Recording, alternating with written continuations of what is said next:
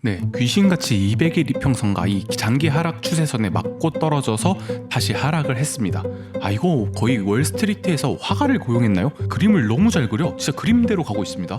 이 형 되게 잘한다. 자, 오늘 중요한 지표가 발표가 되었습니다.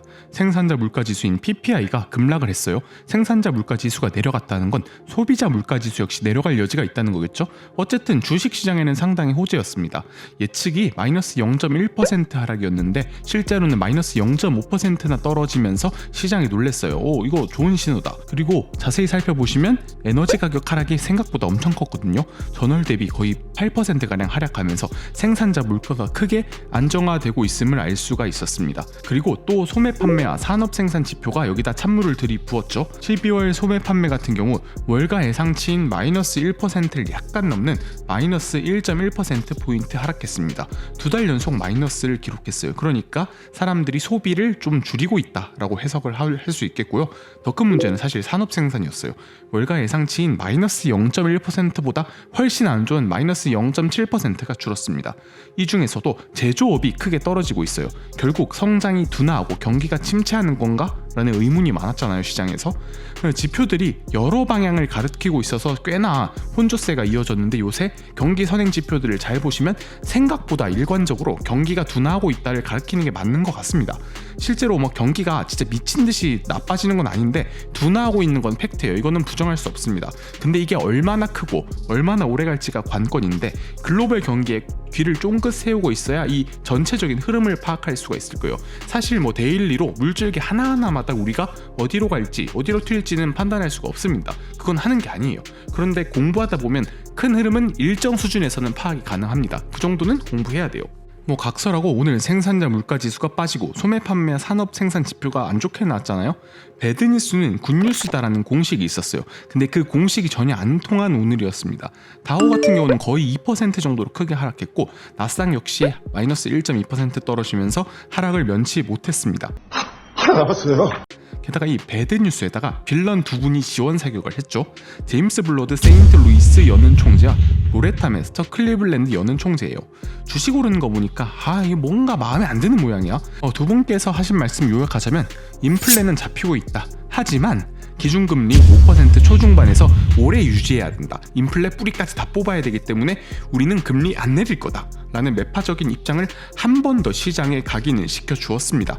요 발표 이후 1% 오르고 있던 나스닥이 고꾸라지더니 1.2%에서 마무리 지으면서 연속 8거래일 상승은 물 건너가게 되었어요.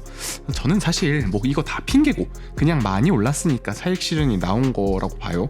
이유는 그냥 갖다 붙였다고 봐야죠. 매년 1, 2월에 스위스 다보스에서 열리는 국제 민간회의인 세계경제포럼, 다보스 포럼이라고 하던데 이 세계경제포럼이 열렸습니다.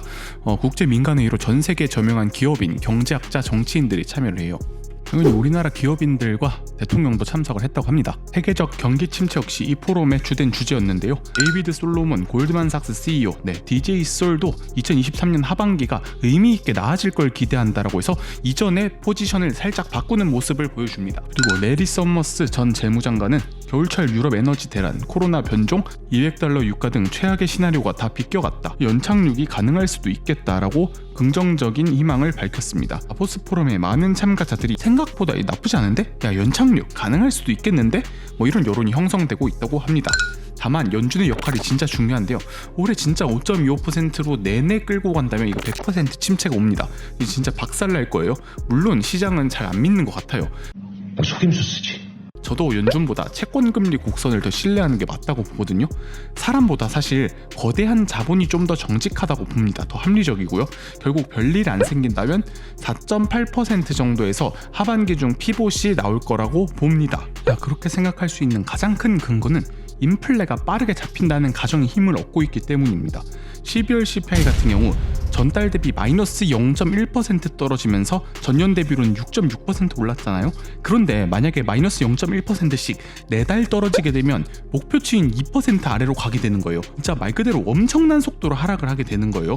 만약에 6개월 떨어지게 된다면 CPI가 마이너스 1%가 나오는 충격적인 디플레 상황이 오는 겁니다. 오버하지 말자. 당연히 마이너스 0.1%씩 떨어지진 않겠죠.